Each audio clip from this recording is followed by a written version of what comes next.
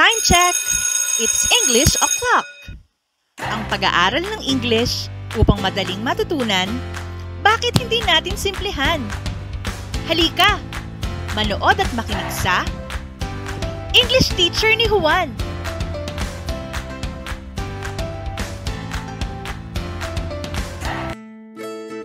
Hello mga Juan! Handa na ba kayo para sa aralin natin ngayon? Our lesson for today is about personal pronouns. Mag-review muna ulit tayo. Ang pronoun ay kabilang sa 8 parts of speech. Sa mga nakaraan nating video ay tinalakay natin ang tungkol sa nouns. Kabilang na dito ang discussion sa types, numbers, at genders, pati na rin ang functions of nouns.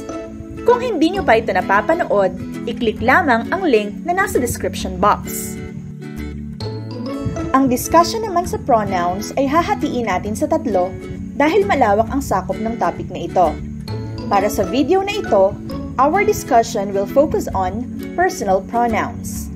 Abangan nyo din ang mga susunod pa nating videos tungkol naman sa other types of pronouns at ang exclusive discussion on reflexive and intensive pronouns. So, let's proceed. Ang pronoun sa Filipino ay ang panghalip. It is a word that is used instead of a noun or noun phrase. Sa madaling salita, ito ay panghalili sa pangalan or noun. The scope of our discussion on pronoun will focus on its 7 types, which are as follows: personal, demonstrative, interrogative, indefinite, relative, reflexive, and intensive pronoun. But for this video, focus lang muna tayo sa personal pronoun. Now, let us define personal pronoun. Personal pronoun are pronouns used instead of a name to avoid repetition and to help ease the flow of sentences. Ito yung mga salitang pamalit o panghalili sa pangalan ng kahit sinong tao o kahit anong bagay upang maiwasan ang pag-uulit-ulit at upang maging maayos ang daloy ng pangungusap. Narito ang sample paragraph upang mas maunawaan ninyo. Let's read. Juan is my classmate. Juan is a good swimmer. Juan won many swimming competitions. Kung mapapansin ninyo, 3 beses inulit ang pangalan ni Juan. Dito ngayon papasok ang kahalagahan ng paggamit ng pronoun. Sa halip na paulit-ulit gagamitin ang noun na ito, maaari tayong gumamit ng angkop na pronoun. Subukan natin. Juan is my classmate. He is a good swimmer. He won many swimming competitions. O diba, naiwasan natin ang paulit-ulit na paggamit ng noun sa pamamagitan ng pronoun.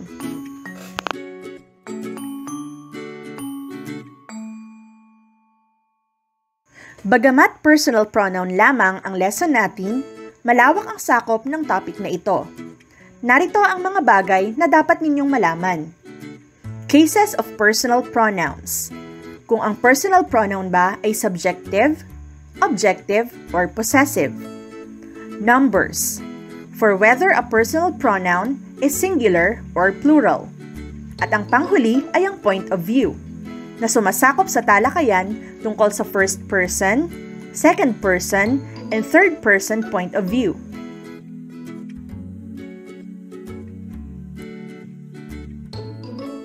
Gaya ng nabanggit, mayroong 3 cases ang personal pronouns: subjective, objective, at possessive case. Para madaling maunawaan kung ano-ano ang mga pronouns na nasa subjective case or yung pronouns na nagpa-function as subject or topic sa pangungusap, let's fill in the missing pronoun in this sentence. Blank ate the food. These are the answers. I, as in, I ate the food. Pwede rin natin gamitin ang pronoun na you, as in, you ate the food. Maaari rin gamitin ang he, she, it, we, at they. Lahat ng pronouns na nabanggit ay subjective case.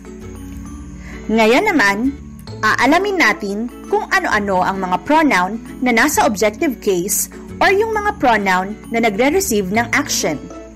Let's fill in the missing pronoun in this sentence. My mother loves me. My mother loves you. My mother loves him, her, it, us, them. And lastly, ano-ano naman ang mga pronoun na under ng possessive case or yung mga pronoun which express or show possession or pagmamay-ari? Let's find out by filling in this sentence. That food is mine. That food is yours. That food is his. That food is hers. That food is its. That food is ours. That food is theirs. These are the pronouns under possessive case, and specifically, ang mga ito ay tinatawag na absolute possessive pronoun. Mayroon din kasing tinatawag na possessive determiners or mas kilala sa tawag na possessive adjectives that modify the noun following it in order to show possession. Let's fill in the given sentence. That is blank food. Ano-anong pronoun ang maaaring mag-modify sa noun na food in order to show kung kanino or sino ang nagmamay-ari dito? Let's find out. That is my food. That is your food. That is his food. That is her food. That is its food. That is our food. That is their food. Again, ang mga ito ay tinatawag na possessive determiners or possessive adjectives.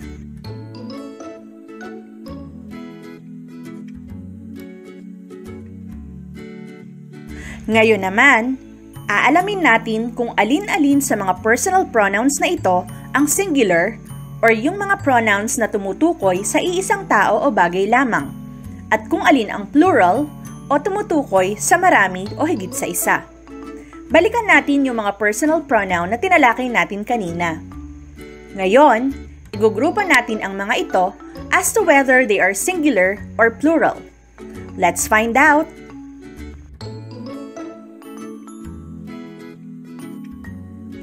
Ayan na! Naigrupo na natin ang mga pronouns. Narito ang mga singular pronouns. I, me, mine, my. You, yours, your. He, him, his, at yung isa pang his na possessive adjective. She, her, hers, her. It, at isa pang it na objective case, at its. Sa second column naman, basahin natin ang mga plural pronouns. Kung mapapansin ninyo, ang you, yours, at your ay parehong nasa singular at plural. Ito ay sa kadahilanang ang pronoun na you ay maaaring tumutukoy sa isa o kaya naman ay maraming tao. Halimbawa, kapag sinabi kong, you are noisy, maaaring sinasabihan ko nito ay isang estudyante lamang o maaari rin namang ang tinutukoy ko ay isang buong klase o section. Plural din ang we, us, ours, our, at they, their, theirs, at possessive adjective na their. Proceed naman tayo sa point of view. Like what I've mentioned earlier, ito ay nahahati sa tatlo.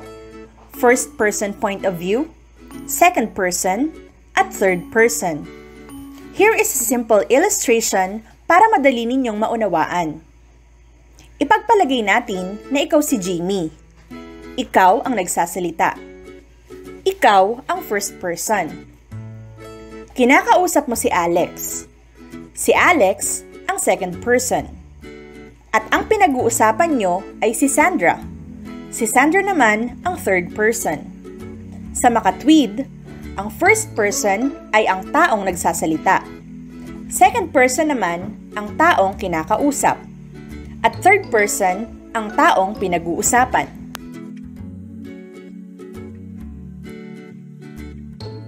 Basically, first person pronouns are I and we. Second person is you na pwedeng singular or plural. At ang third person ay ang he, she, it, at they. Now, let's sum up our lesson. Let us summarize our lesson on personal pronouns by completing these tables. Tinalakay natin ang cases of personal pronouns which are the subjective, objective, at possessive case. Gayun din ang tungkol sa first, second, at third person point of view ng mga singular pronouns, pati na rin ng plural pronouns. Simulan natin sa first person singular. Subjective is I. Objective is me. Possessive are my and mine. Punta naman tayo sa first person plural. Subjective is we. Objective is us. And possessive are our, ours. Second person singular. You, your, yours. Second person plural. You, your, yours. Bakit magkaparehas? Just like in the explanation earlier, the pronoun you can be singular or plural. Next naman, third person singular. Subjective case ay he, she, it. Objective case ay him, her, it. At possessive ay his, her or hers, and its. Lastly, third person plural.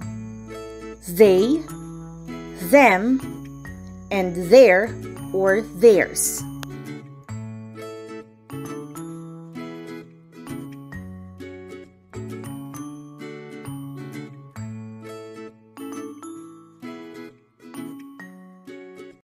So did you learn something today?